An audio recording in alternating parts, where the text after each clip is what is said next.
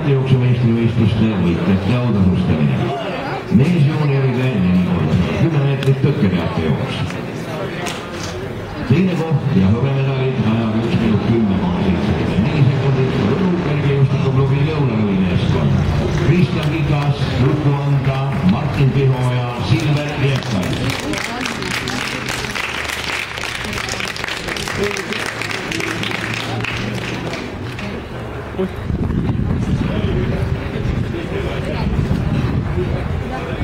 Võit, kuldmedalid Eesti meistrivõitjal ajaga 1 minut 3,56 sekundit Pärnu spordiklubi Altjusmeeskond.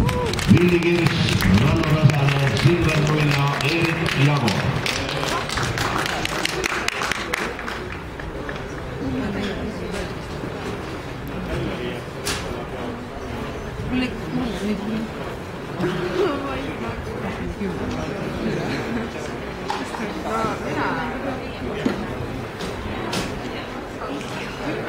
Yêu là